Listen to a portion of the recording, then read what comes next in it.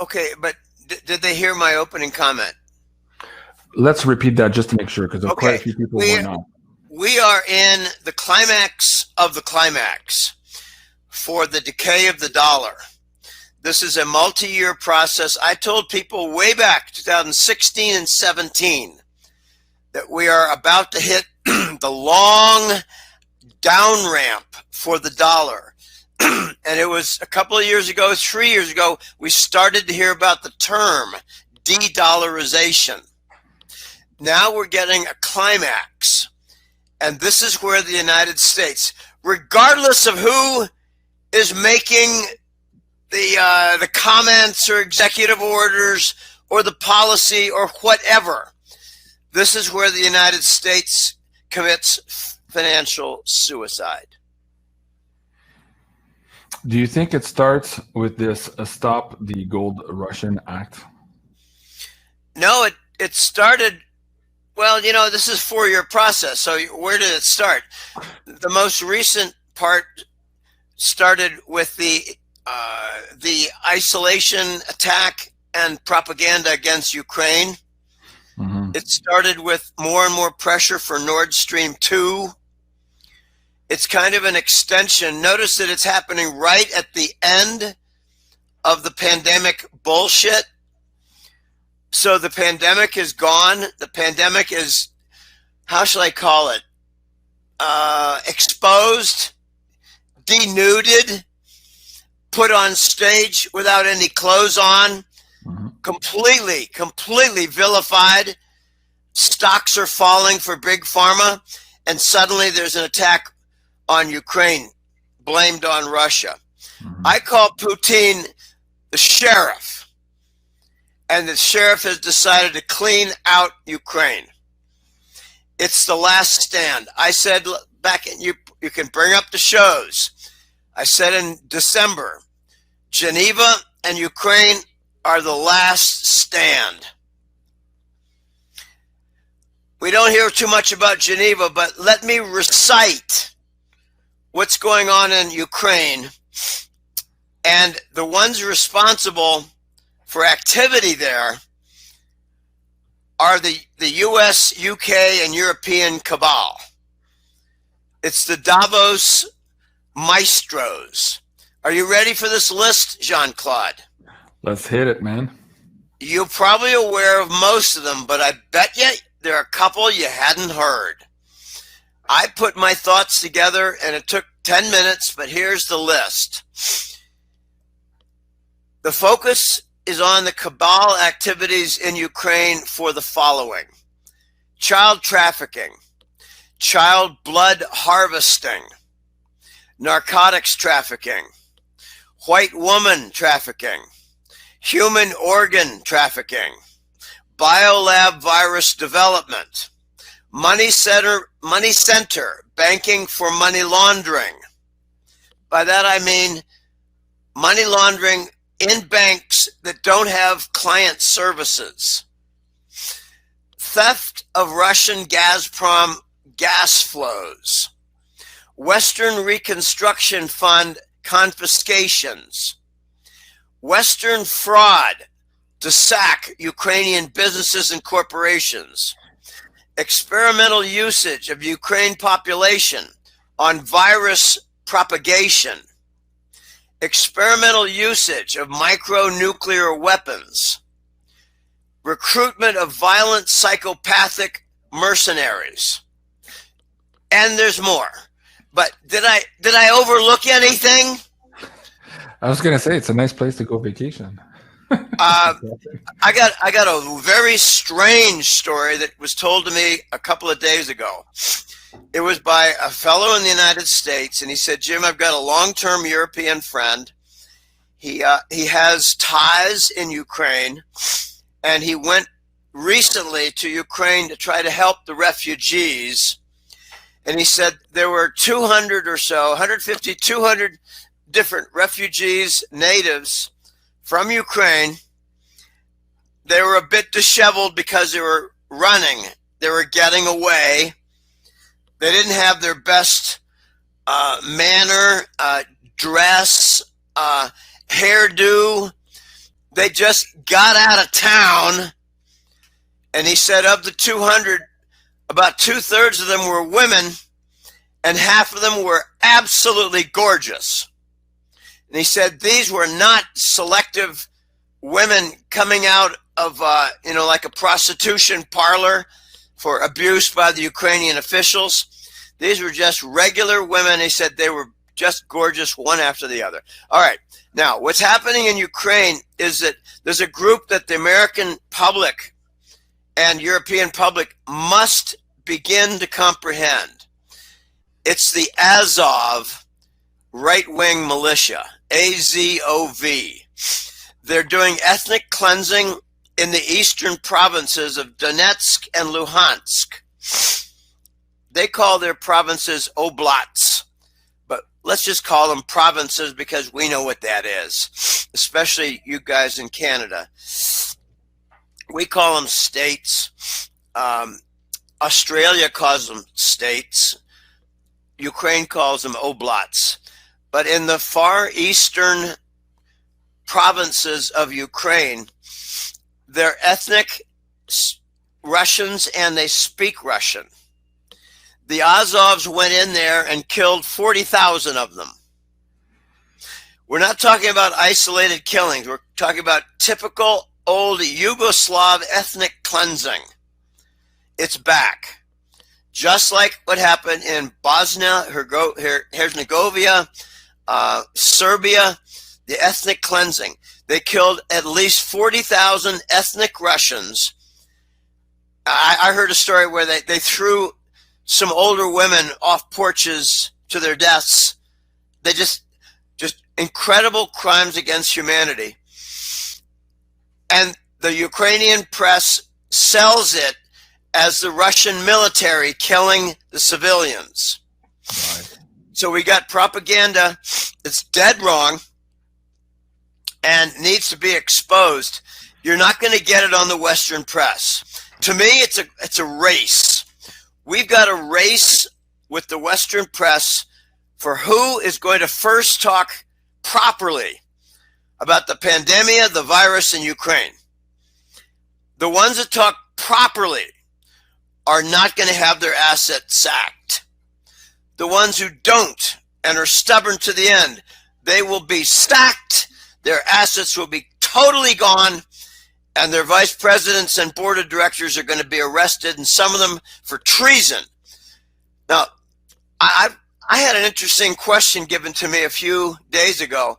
Jim, what the heck is sedition? What do you mean? Because you distinguish it from treason. And I say, yeah, treason is actively working against the government in a betrayal, taking up arms, doing actual deeds like, for instance, hijacking the food supply. It's not a weapon. Hijack the food supply going to the military. Okay, that's an act of treason. Okay, sedition is supporting treason, like what big tech is doing. Censorship, not talking about the VAERS, not talking about vaccine AIDS, not talking about the damage with heart attacks and all kinds of things, not talking about the dangers of the vaccine, not talking about the false medical data. That's all sedition. There are two levels of treason. And what we have often done is called the worst part of treason, where people are killed, where people die quickly. We call that high treason, like 9/11. That's high treason. Okay, I got a funny little story to tell you because I don't think I said this before. And if I did, please forgive me. But so what if I did? I've got a client from the Northeast U.S. He just went to a going away party, a retirement party for a friend of his that he's known for many years. I think he said, I've known him for 15 or 18 years, something like that. And the guy retired from Homeland Security. And there were a number of people from his work at the going away party, a number of people who knew him from the neighborhood or community. And then there were other people who knew him like my client. He might have been a work friend from years ago. I don't know the exact details. But he pulled aside my client and said, "Hey, Joe, I can finally tell you. Did I tell you this story? No? Was it on our pay-per-view? Okay, good. Because it's new and it's juicy.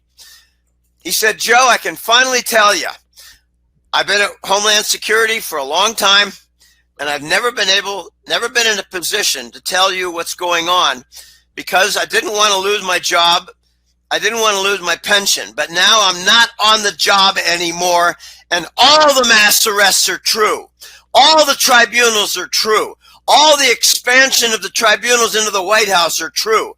All the arrests are true. All the executions are true.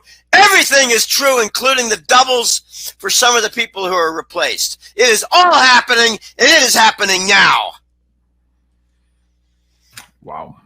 Yeah, that's a wow. That is a big wow.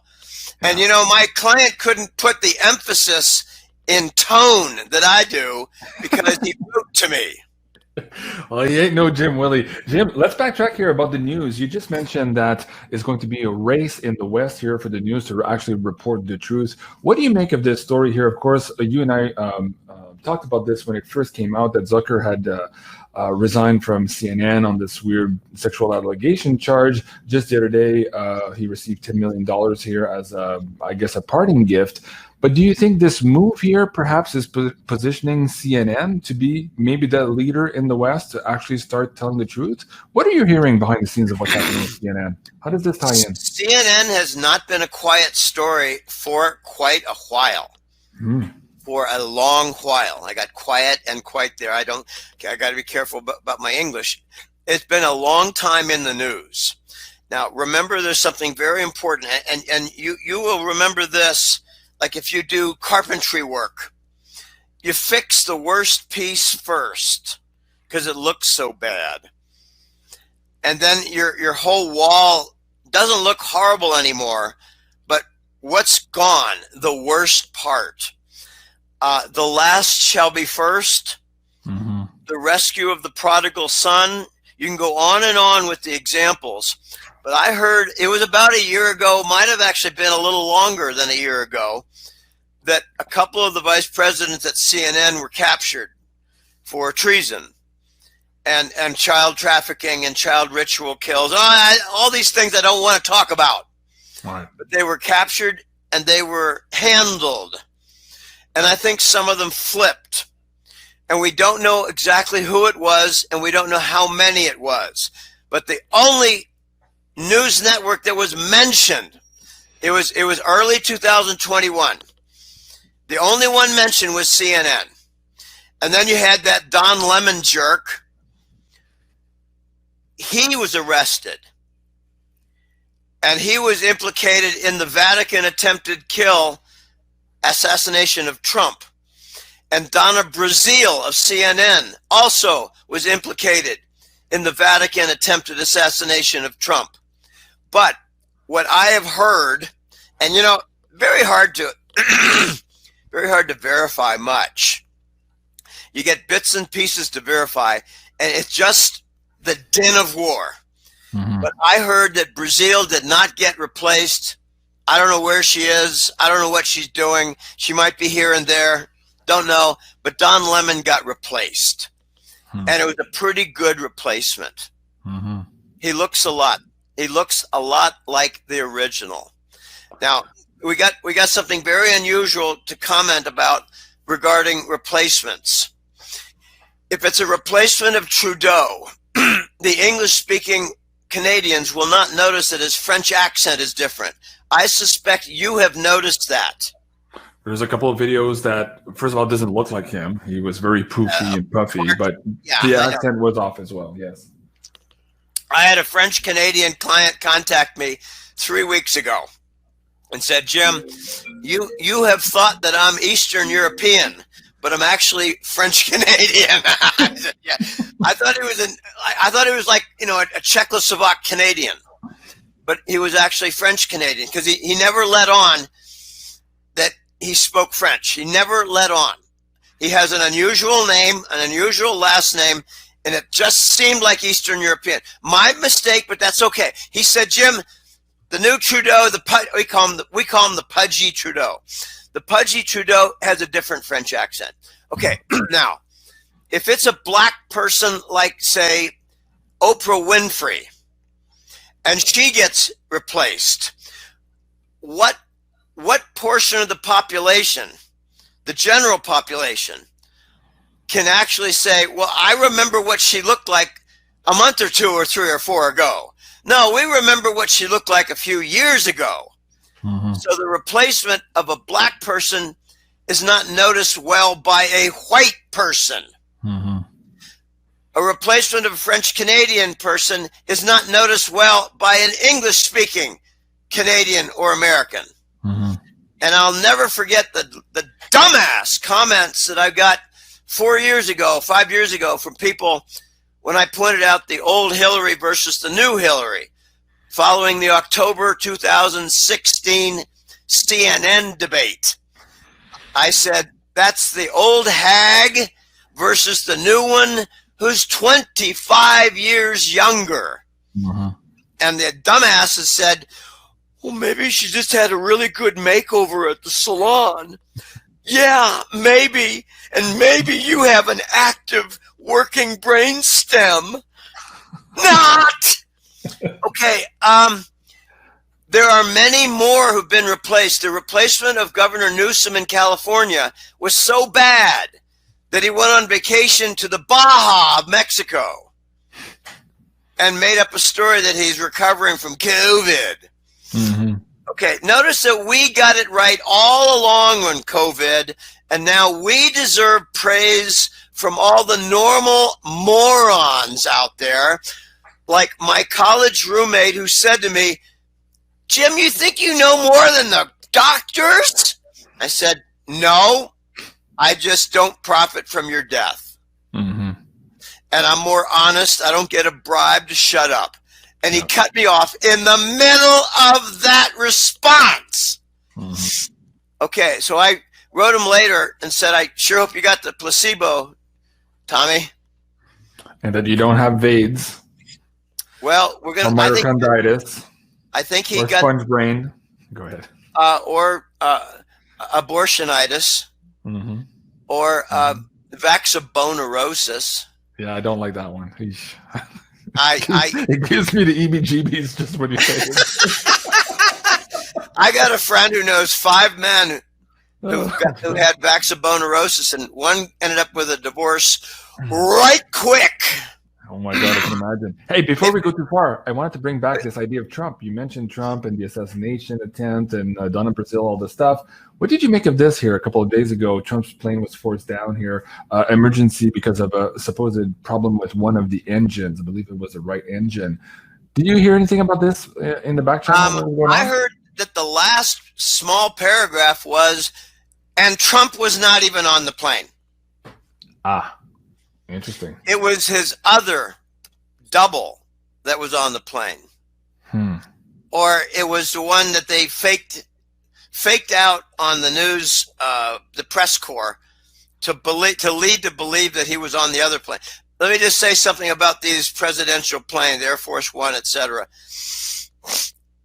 They're the most meticulously maintained aircraft on the planet. Mm-hmm. So if there was something wrong with that plane, it was sabotage. Yeah. The same goes for Marine One, the helicopter. And I don't have recent information, Jean-Claude. I don't know, for instance, if the call sign of the planes that Trump is on are called Air Force One still. I don't know. I don't think so, but I'm not sure. Let me continue about Ukraine, because Ukraine is the break point. Mm-hmm. Ukraine it's not a straw that breaks the camel's back.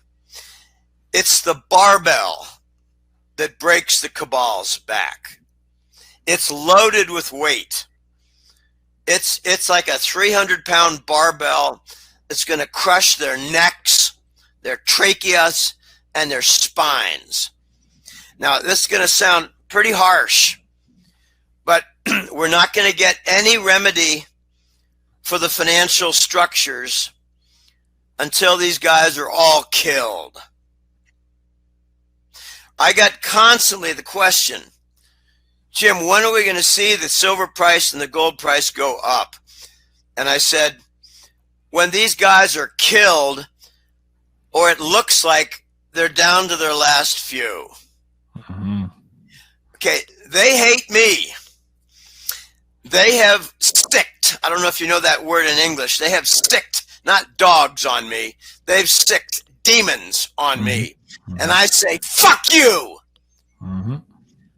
They have messed my life up. And I say, go to hell where you really belong, Mm-hmm. where you long to be. Okay, we are very near the point where the vast majority of the top layer is missing, flipped, stripped, or killed. I said 5 years ago that the middle level is going to be flipped, stripped, or killed. By flip, I mean turn state evidence, help out to capture more of the higher-ups. By strip, I mean they weren't cooperative and they decided to move to the wayside, not participate in the big game anymore, but since they didn't assist, they were stripped of their wealth, Mm-hmm. down to their last 2 or 3 billion. Mm-hmm. And you know, they have to struggle with the last 2 or 3 billion, you know, to make ends meet and to put food on the table with, it's a couple million, billion, not billion. Okay, and the killed, those are the ones who fired back. Yeah. Those are the ones who slit a throat among the special forces or the Interpol forces. They resisted with violence, so they were just taken out. Putin is the new sheriff in town. By the way, it is now becoming more publicized that the symbol on the I don't know, some Russian banner, I don't know exactly what it is. I think it's the old royal banner, but it has a fellow holding a sword, and he's got a white demeanor, countenance, and he's got a white horse, and it's trampling a serpent. So I say the White Alliance has recruited the white Russian leader. There it is. Now, I don't know exactly what that is, but that's not on the Russian flag. I think it's like their presidential seal or some official seal. I don't know. I don't care. But it's being circulated out there. Putin has said regarding the right-wing militias, pardon my voice, I'm going to do the best I can, and I'm going to be drained when it's done, but I don't care. Putin has said regarding the right-wing militia, they're Azov, they're Nazis, and I can tell you they're flying flags of the United Nations, NATO, and a red and white swastika. These are not regular Ukrainian army. Putin has said we're going to kill every last one of them. Let's backtrack for the audience here. You just mentioned at the outset of the show that Ukraine here was one of the last strongholds. I did this special report last week. And again, we have a little bit of flack from it from some audience members because we're not really following the mainstream narrative when this came out. Of course, we suggest that perhaps there was something else below the surface. And of course, this was the YouTube version of things. But you and I did this episode 3 months ago, and we talked about sacking the capital here, the Illuminati capital itself here in Kazakhstan. Can you just go back a little bit to come back to today and why this ties in also now to the continued persecution that's happening now in Ukraine of these long head, skull, and Illuminati members? There are a number of points having to do with Kazakhstan. And I must admit that I didn't have it all figured out when it happened, I believe, in the beginning of January. To begin with, the capital of Kazakhstan is called Astana, which is very close to an acronym of Satan. Just keep that in mind. The symbols are everywhere in the city. Furthermore, I thought at the onset that there was some kind of an escape route that was being set up in Kazakhstan. And it turned out that what they were trying to do was make a second Ukraine. They wanted a second sanctuary in Kazakhstan, which is quite large, by the way. I mean, it's probably bigger than California. Very large. Ukraine, by the way, is the size. I did a check on this. I made a comment to somebody. I said, I'll check. So I looked at square miles for Ukraine. There was about 240,000. And so I looked up Ohio, Indiana, Illinois, Iowa, Missouri. That's what Ukraine is equal to. 5 Midwestern good-sized regular states. Not the breadbasket of Kansas and Nebraska. No. Those are big states. Takes a long time to cross one of them. Most of a full day driving. Pennsylvania is another real long state, my home state. Okay, back to Kazakhstan. What I've heard more recently is that the cabal decided that they were under siege in Ukraine, to be sure, but they wanted to establish another location, kind of like for their retirement, refuge, whatever. So my original thought wasn't way off. They weren't necessarily escaping from Ukraine. They were trying to establish like a second Paraguay. They wanted another sanctuary, and they got kicked out. And here's the real big, important telling point regarding this adventure to reestablish Kazakhstan. They were repelled. They were resisted and defeated by what was told in our press to be a coalition of former Soviet Republic militaries working with the Russians. What I've come to learn is that the Russian Soviet military never disbanded. The Soviet military is still the Soviet military.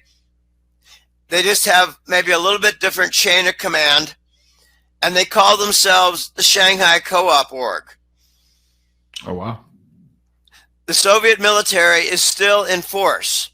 They still work cohesively, and they're working now in Ukraine. You don't have to say the Ukraine anymore. That's a change from a few years ago. But there's more about Kazakhstan. They try to do other different connections with trade, like to assure the supply chain, and that all got cut off and ripped out. So Ukraine is isolated. It does not have its little back door of Kazakhstan available, but I assure you that the underground network still operates to those locations.